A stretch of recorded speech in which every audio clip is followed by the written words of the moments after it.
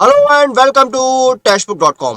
हाल ही में ईसीजीसी ने पीओ यानी प्रोविजनरी ऑफिसर्स की पोस्ट लिए एक रिक्रूटमेंट नोटिफिकेशन रिलीज किया था जिसमें टोटल 75 वैकेंसीज निकली थी और इसकी जो रजिस्ट्रेशन है वो ऑलरेडी स्टार्ट हो चुकी हैं। अब देखिए ईसीजीसी पीओ की पोस्ट को लेकर स्टूडेंट्स के मन में कई सारे डाउट्स थे और उन्हीं डाउट्स में से एक डाउट ये था कि ईसीजीसी में जो पीओ होता है और जो बैंक में पीओ होते हैं उनके बीच में क्या समानताएं होती हैं और क्या डिफरेंस होता है, क्या डिफरेंसेस होते हैं। तो यही कंपैरिजन हम इस वीडियो में करने वाले हैं कि ईसीडीसी पीओ और एसबीआई पीओ में क्या क्या सिमिलरिटीज और डिफरेंसेस हैं। तो इस वीडियो को आप ज्यादा से ज्यादा शेयर कर देना ताकि सभी स्टूडेंट्स जो ईसीडीसी पीओ की तैयारी कर रहे हैं उन तक ये वीडियो पहुंच सके और उनको पूरी जानकारी मिल सके। तो आइए शुरू करते हैं। सबसे पहले देखिए ईसीडीसी की अगर बात करें तो ईसीडीसी जो है वो government on export credit provider है। ये देखिए इसकी जो ओनरशिप है ministry of commerce and industry के अंतर्गत आती है जो कि गवर्नमेंट ऑफ इंडिया का पार्ट है और ये मुंबई में बेस्ड है जो कि महाराष्ट्र में आता है। और ये जो है एक्सपोर्ट क्रेडिट इंश्योरेंस जो है वो प्रोवाइड कराते हैं जो इंडियन एक्सपोर्टर्स को सपोर्ट के तौर पर देखा जाता है। और इसका जो रिक्रूटमेंट है वो आईपीएस कर रहा है। आप जब फॉर्म फिल करेंगे देखेंगे आप आईपीएस के द्वारा फॉर्म फिल किया जा रहा है।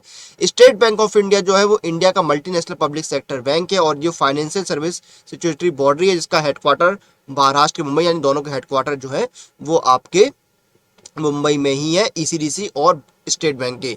बाकी देखें स्टेट बैंक जो है वो एक पब्लिक सेक्टर का बैंक है और जो आपका ईसीजीसी है वो एक्सपोर्ट क्रेडिट प्रोवाइडर है। तो ये आपको डिफरेंस पता लग गया। अब देखिए दोनों में एलिजिबिलिटी में क्या फर्क रहता है। तो देखिए दोनों में ही एज लिमिट आपकी 21 से 30 साल मांगी जाती है और एजुकेशनल क्वालिफिकेशन भी दोनों की सेम रहती है यानी आप ग्रेजुएट होने चाहिए। तो एलिजिबिलिटी यानी एज लिमिट और क्वालिफिकेशन में दोनों में कोई यहाँ पर डिफरेंस नहीं है। उसके बाद सिलेक्शन प्रोसेस की बात करें तो ईसीडीसी पीओ में आपका देखिए क्या है, ऑनलाइन एग्जामिनेशन होता है जिसमें आपका ऑब्जेक्टिव और डिस्क्रिप्टिव पेपर होता है फिर आपका इंटरव्यू होता है। लेकिन एसबीआई पीओ में आपका क्या है, prelims plus mains plus interview होता है। एक एग्जाम एसबीआई पीओ में एक्स्ट्रा होता है मेंस का। और मैं आपको आगे बताऊं उससे पहले देखिए अगर आप किसी एग्जाम की तैयारी कर रहे हैं तो उसके लिए सबसे अच्छा जो ऑप्शन है वो है ये टेक्स्ट बुक पास, क्योंकि इस एक टेक्स्ट बुक पास से आप घर बैठे तैयारी कर सकते हैं 510 से ज्यादा एग्जाम्स की और इसमें आपको मिलते हैं 37,000 से ज्यादा मॉक टेस्ट। और अगर आप मेरा कूपन कोड यूज करेंगे तो आपको इंस्टेंट 10% का डिस्काउंट दिया जाएगा। कूपन कोड आपको यूज करना है CM पास, CMPASS 10% के डिस्काउंट के लिए। इस पास का लिंक आपको वीडियो के डिस्क्रिप्शन में मिल जाएगा, लिंक पर क्लिक कीजिए। टेक्स्ट बुक पास का पेज ओपन हो गया, यहाँ पर पूरी जानकारी है।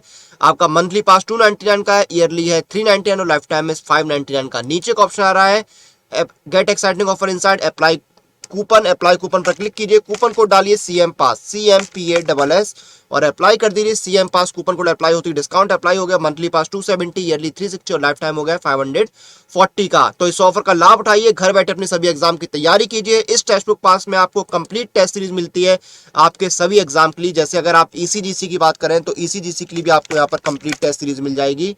ये देखिए ईसीडीसी पीओ मॉक टेस्ट आपको मिल रहे हैं, ईसीडीसी पीओ मॉक टेस्ट जिसमें देखिए एक में टोटल 12 टेस्ट हैं और दूसरे टोटल 29 टेस्ट है यानी आपको ईसीडीसी पीओ की तैयारी के लिए कंप्लीट टेस्ट सीरीज यहाँ पर मिल रही है। तो इस ऑफर का लाभ उठाइए, घर बैठे अपने सभी एग्जाम्स की तैयारी कीजिए। कूपन कोड यूज कीजिए CM पास CMPASS 10% के डिस्काउंट के लिए। अब जानते हैं एग्जाम पैटर्न के बारे में।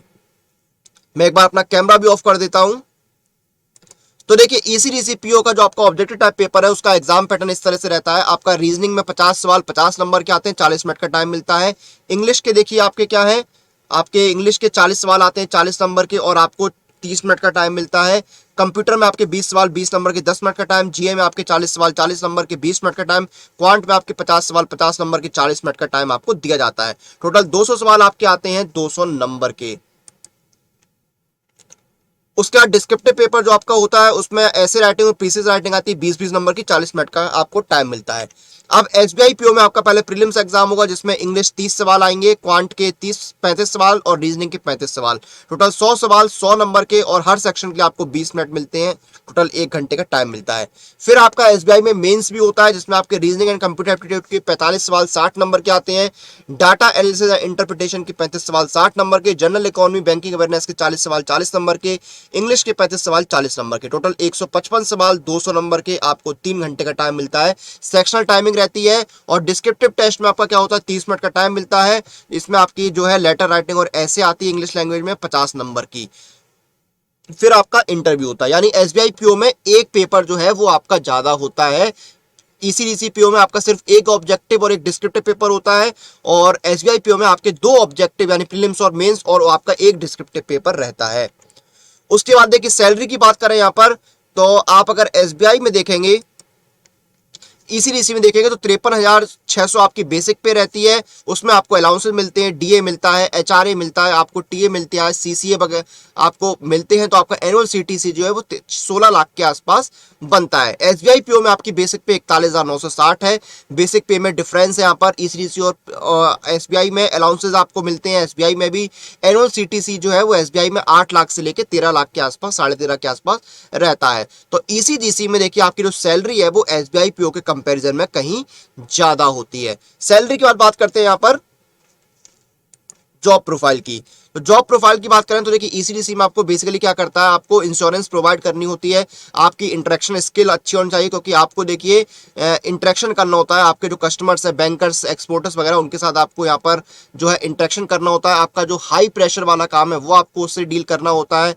आपको एक्सपोर्ट ट्रांजेक्शन वगैरह जो है उनको देखना होता है। सारे जो एक्सपोर्टर्स हैं आपके जो उनकी देखना होता है। आपकी जो पोस्टिंग है वो बेसिकली सिटीज़ में होती है, क्योंकि इसके जो ब्रांचेज हैं वो रूरल एरियाज़ में नहीं होते हैं, इसलिए सिटीज़ में आपकी होती है। पैन इंडिया कहीं भी आपको पोस्टिंग मिल सकती है, और आपको एक लोकेशन पर 3 से 5 साल तक जो है वो काम करना पड़ता है। तो बेसिकली आपका काम क्या है, आपके जो क्लाइंट हैं उनका सारा जो है लेखा जोखा, उनकी हेल्प करना, उनके सारा जो है वो देखभाल करना आपकी जिम्मेदारी रहती है। सारे काम आपको देखने होते हैं। कम्युनिकेशन स्किल, इंटरेक्शन स्किल आपकी अच्छी होनी चाहिए।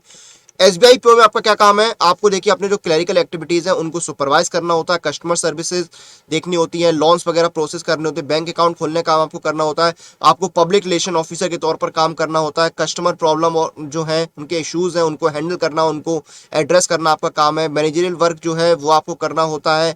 डिसीजन मेकिंग की आपके अंदर अच्छी पावर होनी चाहिए, क्योंकि आप डिसीजन मेकिंग काम को करना होता है। जो आपके क्लर्क्स जो आपके अंडर है उन्होंने जो काम किया है उसको वेरीफाई करना होता है। उसके बाद आपको लेटेस्ट जो डेवलपमेंट्स है बैंक के उनके बारे में अवेयर होना होता है। ATM card, cheque book, demand draft वगैरह जो है वो इशू करने का काम आपको करना होता है। तो ये आपके एसबीआई पीओ के काम हो गए। अब जानते हैं प्रमोशन। तो ईसीजीसी में अगर आप पीओ की पोस्ट पर लगते हैं तो आप assistant manager, manager, senior manager और असिस्टेंट जनरल मैनेजर की पोस्ट तक प्रमोट हो सकते हैं। एसबीआई पीओ में देखिए आप असिस्टेंट मैनेजर की पोस्ट पर जाएंगे, deputy manager, manager, chief manager, assistant general manager, deputy general manager, general manager, chief general manager, deputy managing director, managing director और चेयरमैन की पोस्ट पर जा सकते हैं।